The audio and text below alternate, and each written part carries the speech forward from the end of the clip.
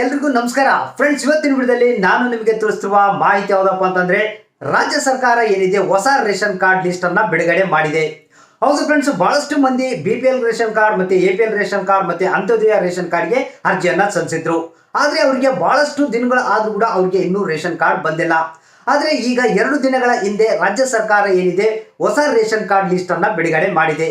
ಅಂದ್ರೆ ಈ ಒಂದು ರೇಷನ್ ಕಾರ್ಡ್ ಲಿಸ್ಟ್ ನಲ್ಲಿ ಯಾರ ಹೆಸರು ಇರುತ್ತೆ ಅವ್ರಿಗೆ ರೇಷನ್ ಕಾರ್ಡ್ ಪಡೆಯೋಕೆ ಈಸಿಯಾಗಿ ಅನುಕೂಲ ಆಗುತ್ತೆ ಅಂತಾನೆ ಹೇಳ್ಬೋದು. ಹಾಗಾದ್ರೆ ಈ ಒಂದು ರೇಷನ್ ಕಾರ್ಡ್ ಲಿಸ್ಟ್ ಯಾವ ರೀತಿ ಚೆಕ್ ಮಾಡೋದು ಮತ್ತೆ ಆ ಒಂದು ರೇಷನ್ ಕಾರ್ಡ್ ಲಿಸ್ಟ್ ನಲ್ಲಿ ನಿಮ್ಮ ಹೆಸರು ಇದೆಯಲ್ಲ ಅನ್ನೋದನ್ನ ಯಾವ ರೀತಿ ತಿಳ್ಕೊಳ್ಳೋದು ಅನ್ನೋದ್ರ ಬಗ್ಗೆ ಇವತ್ತಿನ ವಿಡಿಯೋದಲ್ಲಿ ಮಾಹಿತಿಯನ್ನ ತಿಳಿಸ್ಕೊಡ್ತಾ ಇದೀನಿ. ಹಾಗಾದ್ರೆ ಬನ್ನಿ ಫ್ರೆಂಡ್ಸ್, ನೀವೇನಾದ್ರೂ ಹೊಸದಾಗಿ ರೇಷನ್ ಕಾರ್ಡ್ಗೆ ಅರ್ಜಿಯನ್ನ ಸಲ್ಲಿಸಿದ್ರೆ ನಿಮ್ಗೆ ಇನ್ನೂ ರೇಷನ್ ಕಾರ್ಡ್ ಸಿಕ್ಕಿಲ್ಲ ಅಂತಂದ್ರೆ ಈ ವಿಡಿಯೋನ ಸ್ಕಿಪ್ ಮಾಡದೆ ಕೊನೆವರೆಗೆ ನೋಡಿ. ಹಾಗಾದ್ರೆ ಬನ್ನಿ ಫ್ರೆಂಡ್ಸ್, ಶುರು ಮಾಡೋಣ.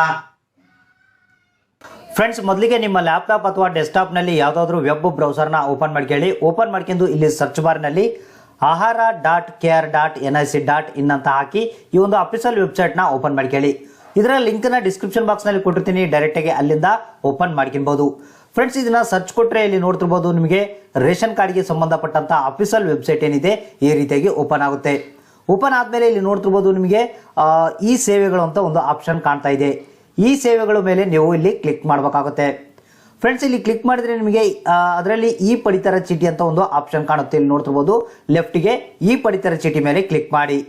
ಈ ಪಡಿತರ ಚೀಟಿ ಮೇಲೆ ನೀವು ಕ್ಲಿಕ್ ಮಾಡಿದ್ರೆ ಇಲ್ಲಿ ಕೆಳಗಡೆ ಬರಬೇಕಾಗುತ್ತೆ. ಕೆಳಗಡೆ ಬಂದರೆ ಇಲ್ಲಿ ಹಳ್ಳಿ ಪಟ್ಟಿ ಅಂತ ಒಂದು ಆಪ್ಷನ್ ಕಾಣುತ್ತೆ. ನೋಡ್ತಿರ್ಬೋದು, ಇಲ್ಲಿ ಹಳ್ಳಿ ಪಟ್ಟಿ ಮೇಲೆ ನೀವು ಕ್ಲಿಕ್ ಮಾಡಿ.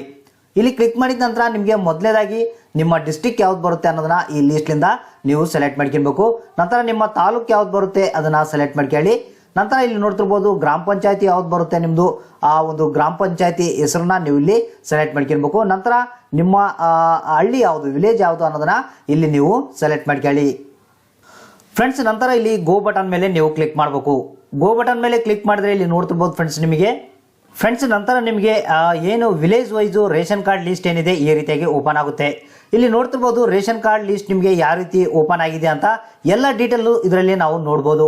ಅಂದರೆ ಏನು ರೇಷನ್ ಕಾರ್ಡ್ ಯಾರ ಹೆಸರು ಮೇಲೆ ಇದೆ ಮತ್ತು ರೇಷನ್ ಕಾರ್ಡ್ನ ನಂಬರ್ ನೋಡ್ಬೋದು, ರೇಷನ್ ಕಾರ್ಡ್ ಯಾರ ಹೆಸರು ಮೇಲೆ ಇದೆ ಅವರ ಅಡ್ರೆಸ್ಸನ್ನು ನೋಡ್ಬೋದು, ಮತ್ತು ಯಾವ ರೇಷನ್ ಕಾರ್ಡ್ಗೆ ನೀವು ಅರ್ಜಿಯನ್ನು ಸಲ್ಲಿಸಿದ್ರಿ ಅನ್ನೋದು ಕೂಡ ನೀವು ಚೆಕ್ ಮಾಡ್ಬೋದು, ಮತ್ತು ರೇಷನ್ ಕಾರ್ಡ್ನಲ್ಲಿ ಎಷ್ಟು ಮಂದಿ ಮೆಂಬರ್ಸ್ ಇದ್ದಾರೆ ಅನ್ನೋದು ಕೂಡ ನಾವು ಚೆಕ್ ಮಾಡ್ಬೋದು.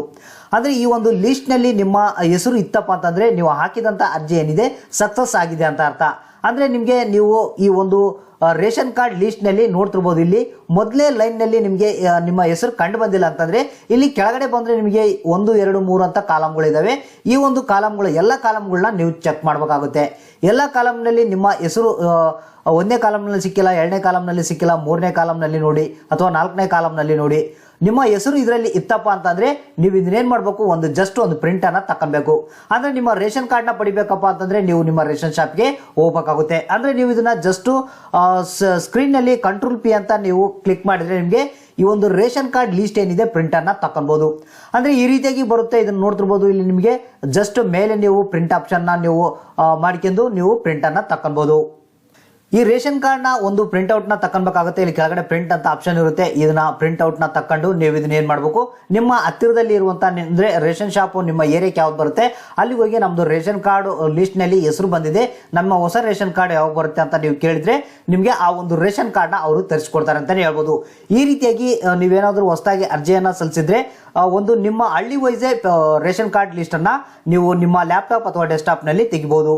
ಒಂದು ವೇಳೆ ನಿಮಗೆ ಈ ಲಿಸ್ಟ್ನಲ್ಲಿ ಹೆಸರಿದ್ದು ನಿಮಗೆ ರೇಷನ್ ಕಾರ್ಡ್ ಸಿಕ್ಕಿಲ್ಲಪ್ಪ ಅಂತಂದರೆ ಇಲ್ಲಿ ಕೆಲವೊಂದು ಕಾಂಟ್ಯಾಕ್ಟ್ ನಂಬರ್ ಇದೆ. ಈ ಒಂದು ಅಫಿಷಿಯಲ್ ವೆಬ್ಸೈಟ್ನಲ್ಲಿ ಸಂಪರ್ಕಿಸಿ ಅಂತ ಲಾಸ್ಟ್ ಸೈಡ್ಗೆ ಒಂದು ಆಪ್ಷನ್ ಇದೆ. ಇಲ್ಲಿ ಕ್ಲಿಕ್ ಮಾಡಿದ್ರೆ ನಿಮಗೆ ಇಲ್ಲಿ ಸಂಪರ್ಕಿಸಿ ಬಟನ್ ಮೇಲೆ ಕ್ಲಿಕ್ ಮಾಡಿದ್ರೆ ಇಲ್ಲಿ ನೋಡ್ತಿರ್ಬೋದು, ಯಾವುದೇ ಸಲಹೆ ಅಥವಾ ದೂರುಗಳಿಗೆ ಇಲ್ಲಿ ದೂರವಾಣಿ ಸಂಖ್ಯೆಯನ್ನು ಕೊಡಲಾಗಿದೆ. ಅಂದರೆ 1967 ಅಥವಾ 1800425939 ಈ ನಂಬರ್ಗಳಿಗೆ ಕರೆ ಮಾಡೋದ್ರ ಮುಖಾಂತರ ನಿಮ್ಮ ಏನೇ ಪ್ರಶ್ನೆಗಳಿತ್ತಪ್ಪ ಅಂತಂದ್ರೂ ಕೂಡ ನೀವು ಕೇಳಿ ಬಗೆಹರಿಸ್ಕೊಳ್ಬೋದು.